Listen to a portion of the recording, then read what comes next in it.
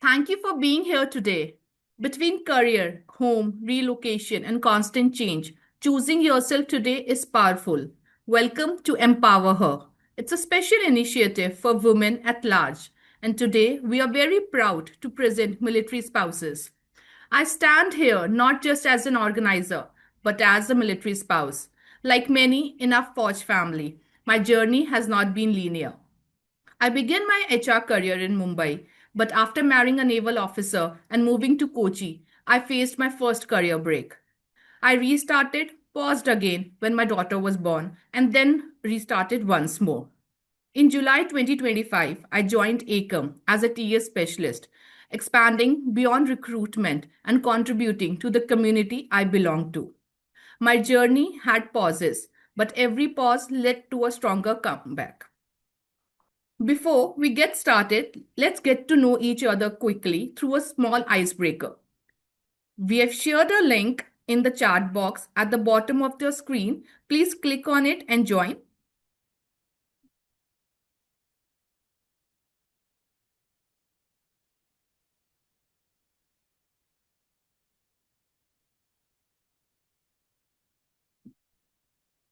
Yep, we are all in, Sunidhi. All in? Yep. Okay. So, quick vibe check. How ready are you to hit reset and glow up your career? Please choose any of the four options.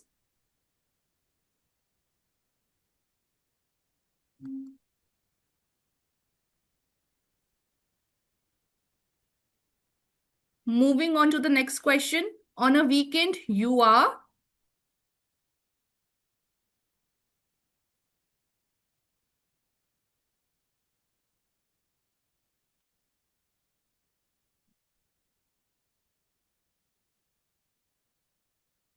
The next question is, if you have 6 months to focus on yourself, what would you upskill in?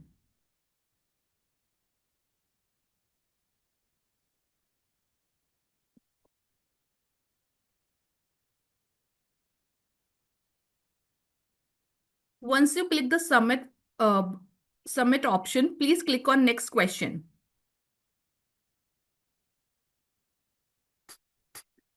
One word that defines a military spouse. Again, after clicking submit, please click on next option. Next question. Okay, so if your life was a movie, what would it be called?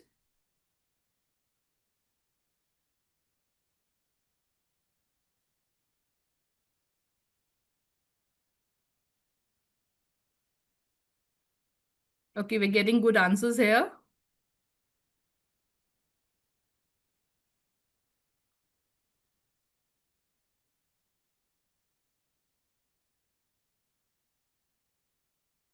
Next question. What is your signature dialogue in life? I think everyone has answered the question. Now I would like to invite my co-host and CEO of Ekam, Ms. Rashmi Pathak, to share her journey and set the tone for what lies ahead. Thank you, Sunidhi. Thank you so much. Good morning and welcome all of you all for making time for the conversation today. It's an exclusive invite-only webinar for military spouses, so I'm very happy to see many of you making time. If you'd want, be on camera, otherwise it's completely fine. Before we get started, let me quickly introduce the team here. You see Arjun here, who manages our operations on the ground, especially on veteran outreach. You have Vehan from our socials, and you have Suniti, who's part of our TA team. Uh, Before I share more about what we're going to do in the webinar today, very quickly about our vision at ACOM and how it all started. Uh, it was November 23 when we started ACOM with the vision of building something exclusive for military veteran population, specifically providing a platform for the visibility of this talent pool. There's a lot of appreciation and curiosity about the talent pool in corporate, but there is a huge gap in terms of understanding when it comes to their skill sets and experience. So we built that platform in 2023, and as we evolved last year, we also extended our offerings of placement services, events, such webinars to the entire military ecosystem, which is beyond military veterans, reaches out to their wives, which is military spouses, military ward, Veer Nari, so on and so forth. We proudly value this association and believe there is a huge demand that we can definitely fulfill when it comes to corporate CSR, DEI, as well as regular hiring when it comes to talent pools like this. As we evolved in our journey of Ekam, I think one of the biggest learning from my personal experience, and Suniti would vouch, we are military spouses. We have lived the life that many of you are part of, and postings, pause, maybe prioritizing something else in life versus your career. Everyone has gone through it. So we understand, we appreciate, and we are here to support you through that journey of comeback, which many of you might aspire for. Many of you are already working and would be looking at an accelerator program for the growth. We can support there as well. We'll talk more about the career opportunities and industries where you can explore to either upskill or build a career in. We'll talk about that. We'll also look at what makes this talent pool really unique in all sense, and how we can be part of this growing community together. So we have a bunch of those things planned out. If you have any questions around the event or anything you'd like to share, feel free to do that. Um, I think that's something that I would want to leave you all with. And back to Suniti. If there's anything else you'd love me to cover, I'd be happy to do that. Thank you, Rashmi. Now, we would truly love to hear from you. If anyone feels comfortable sharing a part of their journey, a restart, a struggle, or even a small win, please feel free to raise your hands.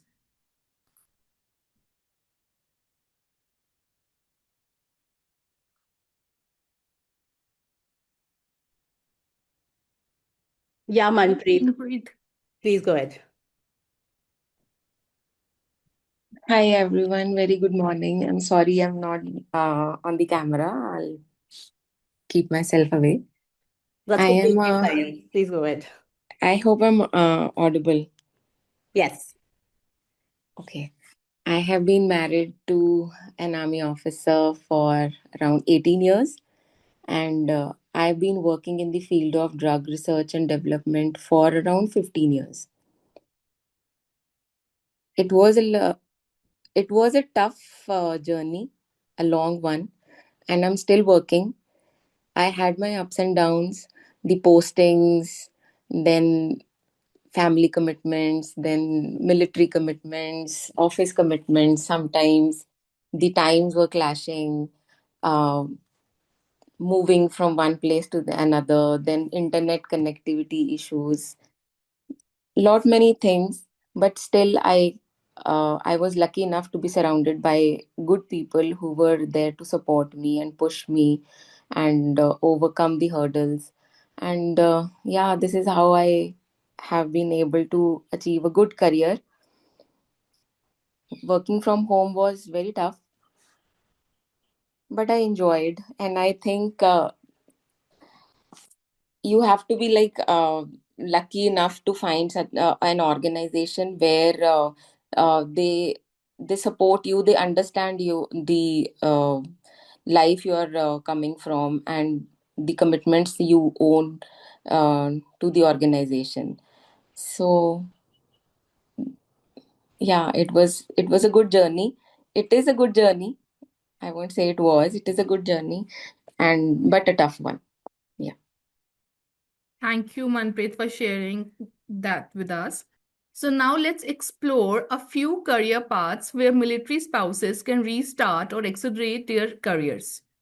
Empower Her is not just a session, it's a movement to build confidence, to create real pathways, strengthen communication and professional skills, and most importantly, to ensure that your identity does not get lost behind the uniform you proudly stand beside. Now, you don't always have to start from scratch. You can restart within your own domain by adapting your core expertise. For example, if you were previously in HR, you can restart as an HR consultant, TA partner. Similarly, if you were in IT, you can restart as a data analyst, IT developer, QA analyst. And we have multiple roles and openings in business development. You can start as a business development manager, client relationship manager, or customer success manager. Another important step is upskilling. As industry evolves, updating your skills is essential to stay relevant and competitive. You can build on your existing knowledge and adapt to new trends in your field. You can do a 3 to 6 month specialized courses, join skill-based workshop, earn a professional certificate, or learn new technologies and tools.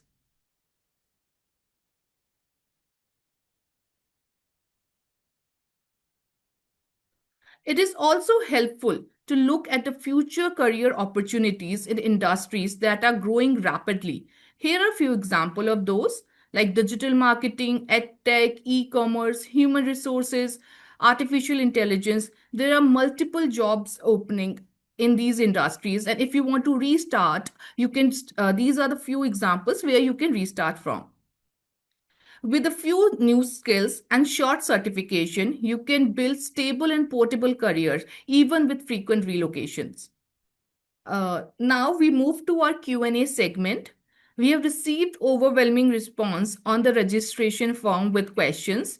While we'll answer those, if anyone would like to ask some question, please raise your hand and feel free to ask. So meanwhile, you can answer one of the questions, Rashmi, that we have received. How do I network when I've been out of workforce for a while? Okay. I think that's a great one and very important, not just for military spouses, but across the board for anyone who wants to work. Networking becomes very, very important in our professional setup. So I feel if you talk about, since this is specifically focused for military spouses, I feel we can start with number one, finding online avenues where you can engage with the right audience, depending on your skill set, your interest. You can definitely do that. There are many, many online virtual events, networking events, webinars, online interactions that keep happening from time to time. LinkedIn is a great place to start with. So I think that's one. We can definitely do that. Apart from that, don't just rely heavily on the online side of things. The virtual side is good, but also invest in real interactions. So if you're part of, any tier one, tier two cities, it's predominantly there, but I'm not saying smaller cities will not have it. But try finding, networking events in and around your place. Be part of those events. You'd be surprised what different exciting conversations you might end up having. There are many entrepreneurial, networking events that keep happening in and around NCR. So if you're around here, definitely be part of it. There are events which focus specifically for women entrepreneurs or professionals. Be part of those communities, be part of those events. That will definitely help you meet different kind of people. The idea should not just be me meeting my kind of people, but it should be how I can further expand my circle and get to know different folks from different industries, different area of work. So yeah, I think networking is super, super important, and it's easy to do. I would not say very easy, but yeah, see, what we are trying to do here is networking. We're getting to know many people here. So yes, those would be few of the things we can definitely do that. Yes. So we've just received a question in chat from Asta, and it's on the similar line. How important is networking for military spouse? Yeah. Because we hardly interact with people outside of the organization if one is not working. Yeah, so I think thanks so much, Asta, for sharing that. It's again revolves around the similar stuff that I've just spoken about. But yes, if you are part of a military establishment in a unit or in a location where you are interacting with other military spouses, how I see it is many ladies today are working. Many have a network. Many do love to interact in their own settings as well. So I think start with your immediate circle, but yes, don't limit it just there. Be someone who reaches out, who goes out of that comfort zone and meeting new people. It could be virtual, it could be in-person events, it could be in and around something happening, it could be a career fair, it could be a trade fair. Be part of those conversations. It could simply be just going there and listening to few leaders, and that's how you get to know what kind of opportunities are available, what areas you might want to invest your energies in. So yeah, thank you so much for that. So again, we have a great question here. How can we restart our career if we want to switch to a new field? That's a fantastic one. I think whoever shared that, that's a fantastic one. See, changing career, not just for military spouses, but for any professional, is a daunting task. You build a career in a specific field, you spend, say, a decade in that, and then one fine day you want to do something else. I'm not saying it's not doable, it's very much doable. And if I just take my own example, I started off when in Genpact with a core finance profile, being in equity research and investment banking. I did that for about first 6 months, 6 years of my life. And then I moved to human resources and built an entire career around programs and recruitment as a core. So you can definitely change if you're part of a organization which promotes internal deployments to a great degree, which gives you those opportunities. I would just say, just raise your hand for anything exciting, anything different, anything exciting that you fancy doing for 2 years. I think at least I have been very fortunate to have very supportive managers. When I said I wanted to do HR, there were people who supported and gave me that chance. Be ready to start when you're making that transition. Be ready to start at a point where you get your leg in. That's important versus always looking at, I'm at a certain level, I want to do a certain kind of job. That might be a little difficult, but if you want to do something very different, it's easier in your own setup in the same company that you are with, because you have already, remember, you've already built an equity for yourself in that organization, right? There are sponsors for you in that company which will help you and support you in that transition. So it's easier. Beyond that, of course, if you are looking at startups, great place to do many exciting stuff. Many of us have not done what we're doing here in Ekam today. So that's something you can try. Startups are a great place. They hire talent, at times without specific experience in that area. That's something we can do. And then there are a lot of organizations who hire for potential versus core skill, specifically that core domain that you might be looking at. It's always easy to find job in your core domain and skills that you have built on and capitalize on it. It's I think given that it's very easy to do that, and for many people is the right progression that we look at. But yes, there would be there would be definitely opportunities if you just start at least in the company that you are at. That's how I would say. So we have one question from Manpreet. Okay. Apart from career options you just mentioned in the slide, are there any options in the field of pharma? When it comes to opportunities, definitely, Manpreet, we have one pharma client that at least I know of, and they hired not just core pharma professionals who come with a pharma degree. They also hire, say, operations, HR, support functions at large, security. That's so any of these other core functions, they definitely hire in. If you're looking specifically in the pharma domain, definitely, any company who's working in that field would have opportunities. Right now, if you ask me if we have anything open, keep me honest, Suniti, I don't think we have any pharma role, pharma Not at the or moment. not at the moment. Yeah.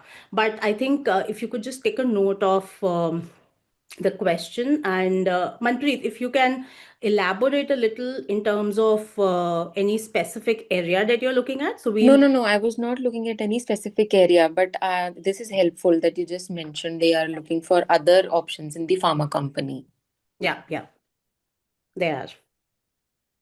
Okay, so we have one question from Nisha. Are there opportunities in IT field for educators who wants to transition into roles like training, content development, or instructional design? Hey, Nisha, thank you so much for that. Yes, absolutely. I think all the three areas that you have mentioned, training, content development, and instructional design, it's all part of the, so see it like a, don't look at industry. So imagine industries are verticalized. Then there are roles which are specific to that industry. Like an IT guy, very specific to that, will only work out in IT and not in any other industry. Then there are roles, as I mentioned, just for the pharma sector also, would cut across different verticals. So you will always have an HR across industries. You'll always have some ops people, some support people, legal, functional, finance, F&A guys, right? That will cut across all the industries. What you're talking here is necessarily L&D, learning and development. Okay, within learning and development, you're saying when you say training, it would have two branches to it. One is obviously the content side of it, building that whole L&D framework, putting the content in place, thinking through that flow, the structure, that whole instructional design and all. And I'm imagining, since you are mentioning those words, you are definitely familiar with the framework and everything. So that could be one line. The other is, which I feel again military spouses would do exceptionally well, would be your facilitators and trainer segment, right? So that's the part that's where the delivery comes into the picture. And to answer your question, sorry, I'm just kind of explaining the structure, but to answer your question, if there are opportunities, yes, definitely, not just in IT, but across in different industries, different organizations. We have a fashion startup. They basically work in men's wear and helping men pick up the right clothes and accessories. Okay, it's called Style Buddy, and they are working on picking something like this. They were working on something, building like a whole curricular around. I don't know how to go about this whole training program they were building. So when I say L&D, it would apply to any other industry, and yes, there would definitely be opportunities. Okay, so we have one more question from Astha again. Since a lot of military spouses look for remote options, how do we handle the work in such a way that we grow like our other peers working from office and obviously growing? I believe we have some drawback as well while we are balancing our work along with armed force background. That's a very valid question. Thank you so much, Asta, for sharing that. I think many of us feel it day in, day out, right? I think when you start your career, and I'm assuming, Asta, you're working, and that's where maybe this is coming from, or are you looking to start your career somewhere? Asta, you can unmute yourself, please.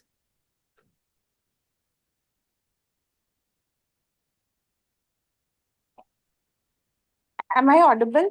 Yes, you are. Yes. I'm so sorry. Hi. Around this question, if that's the concern, so we see a lot of military spouses working remotely, right?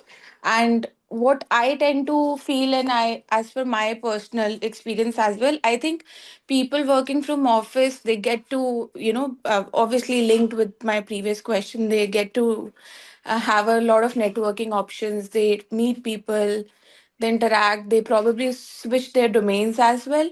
But for people like us who are working remotely, I think that's something where we have some restrictions, or we are just confined towards working from home and we don't get that much of opportunities.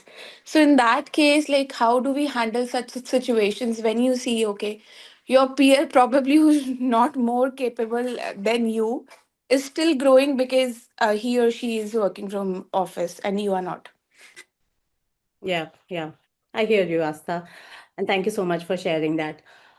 See, I think it's very important to address the core issue here. What's happening is uh, we all started our careers by working from office. Remote work, let's keep that aside for now. The regular ideal work environment. You go to office, you work, you clock your day, you come back, and that's how you do repeatedly.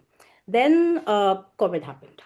Okay, and the world moved to working from home to a great degree. I'm not saying it didn't exist before COVID, it did. I've worked majority of my life, at least the last 7 8 years with Genpact, in a remote setup.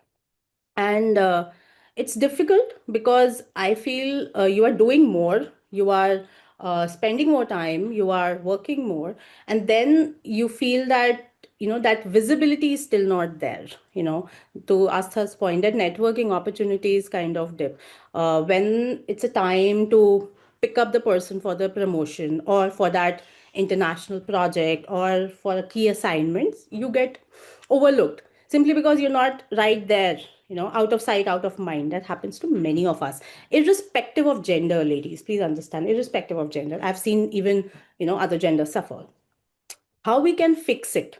Okay, number one, and I'm sharing it purely from my experience, because I think um, I have lived that life for a good 7 years. And I feel there were few things I could have done better.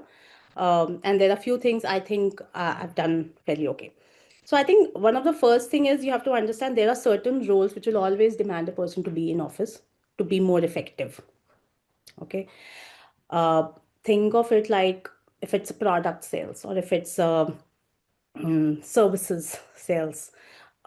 You are not only supposed to be in office all the time, you're supposed to be with clients, you're supposed to be having those conversations. So some roles intuitively are built for for more collaboration within that setup, right? So if you're unfortunately in such kind of role, either try and make it in a way that you are not only contributing to the core job but also helping others in different areas of work, be it via project, be it like via mentoring someone, picking up, raising your hand for the right opportunity. I think we need to be a little more aggressively targeting this. That's what I feel.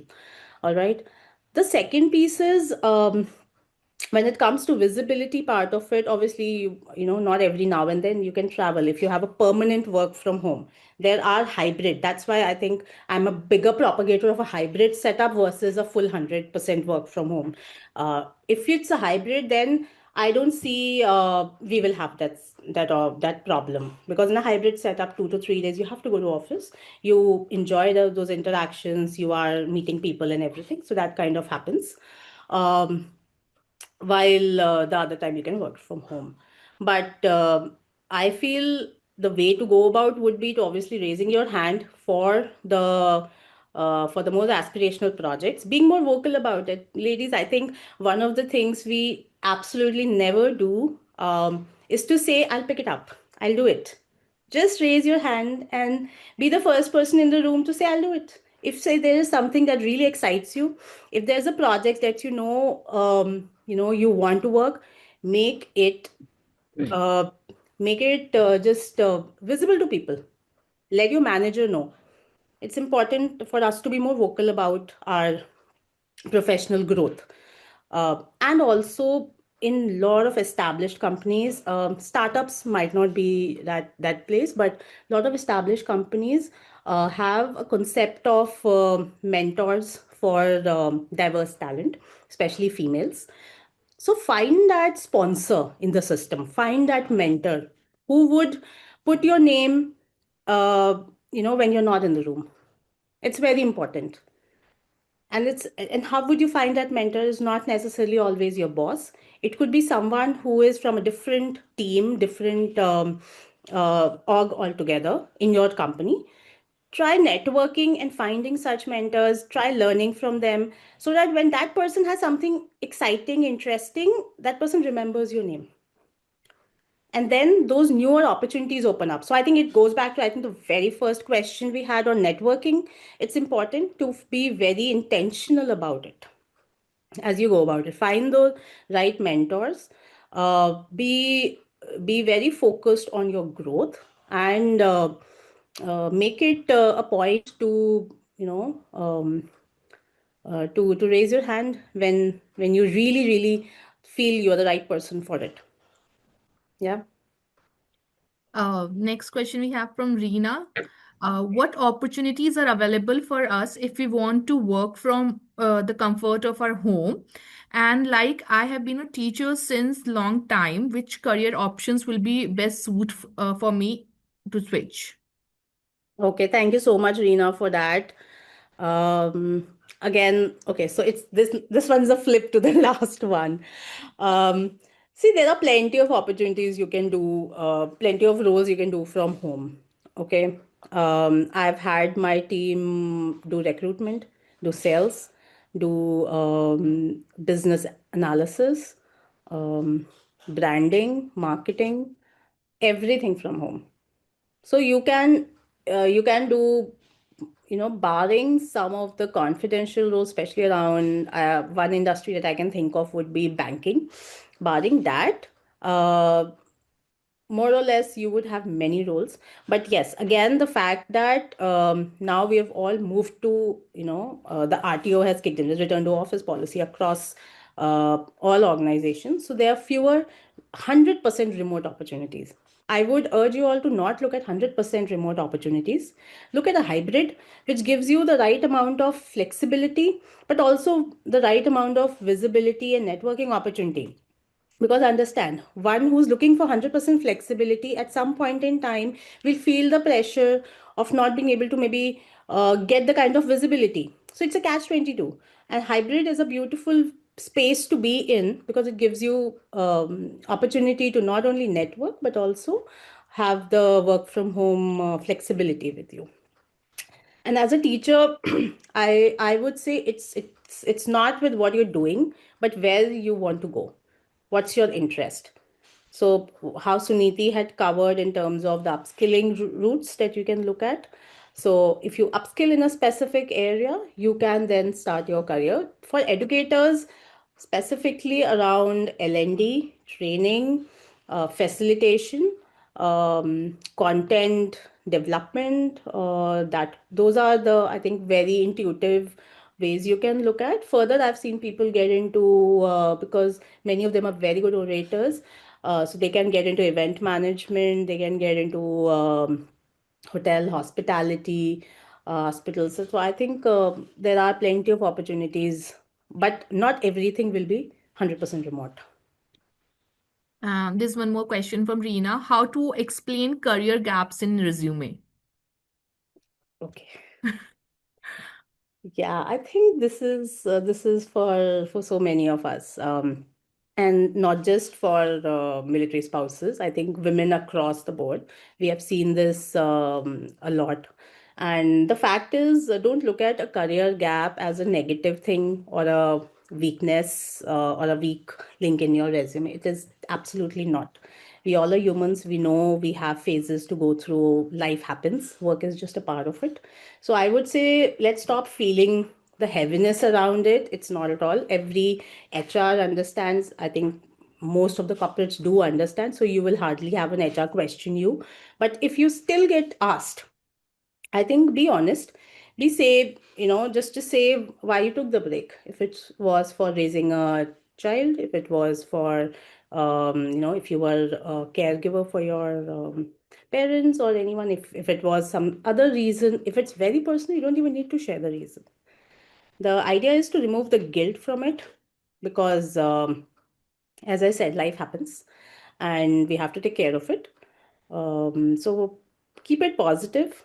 And if you have an opportunity to upskill while you are on that break, so talk about that. Focus more on what you bring to the table versus what you missed. Okay. That's important. Speak more about your skill sets, the passion, what drives you, and what you have gained. And I think a small career gap in the resume shouldn't matter at all. Many HRs do understand it. So I don't see it as a problem. And I think this would be the last question. It is from Manpreet. I would like to understand Ekam's approach. Is the focus primarily connecting candidate with job opportunities, or does Ekam also play an active role in developing individual, helping them build the specific expertise, skill, and qualification needed to excel in particular position? A great question. Yes, absolutely. Thanks, Manpreet, for sharing that. Yes, so let's talk about what we do here at Ekam. As at the starting of the meeting, I did share that we started with a tech platform, hiring platform for military veterans. Now we have diversified and are supporting other diverse cohorts across levels. So we do hiring for entry level, mid, and executive level positions across industries, across different talent pools, not just for military veterans. Okay, so that's the premise we operate in. How we support, the talent pool. The regular placement services support revolves around connecting candidate with the right opportunity, helping them navigate the client organization structure and what kind of role it is. You get support in terms of interview prep, you get support in terms of scheduling and going through that whole interview process. That's we do like in a very typical placement services support. Apart from that, we also have training and learning and development services, wherein we have specific trainings. Right now, what's available is English courses, which goes live in another week, 2 weeks from now. So, which share details there. So, very specific around English courses. Then we have AI courses, skill development around those are definitely there. If there are any specific areas you are looking to upskill, we can support in terms of identifying the vendors you can potentially work with or the certifications you can work with, but not necessarily very specific course or content we are offering right now if that is not something that we are offering as of now. So as I said, we have a veteran transition program, we have English courses, language courses typically, I would say, which will help you become a more confident individual when it comes to everyday communication or in a professional setup. And we have courses around AI. Yeah. We have one more question from Nisha. I It's took a very exciting to have so many questions. yeah. I took a career break to raise my children. Does the company support people who are restarting their careers? Who's that? Nisha. Nisha. Thank you, Nisha, for that. Absolutely, my friend. Absolutely. There are companies, I'm sure people working in those companies also have kids. So, yes. We do understand that. Like, I'll share my experience as an HR. I have interviewed many, many candidates, and there is always, a phase when you're interacting with someone who's coming back from, say, maternity leave or a long break due to marriage, due to anything for that matter. I've personally made a point not to ask the lady, why. But what I've seen in 99% of cases, I think that guilt is so much in the person, or I think that um, I think it's put in a very negative way somehow. They want to explain. So we are all ears for that, but I think it should not be taken in a negative way. Many companies absolutely understand. As I said, you have to just be honest about it. why you took a break. If you can upskill during that time and build on your skill set, and that will help you get the right opportunity after the break, please do that. Talk more about that, obviously, when you are in the conversation. If you get asked, just state the reason for the break. Um, everyone understands this. So I think that was the last. Thank you so much, ladies, for asking the questions. I'm sure we were able to, clarify a few of your doubts and helped you understand in a better way towards the target that you're looking for.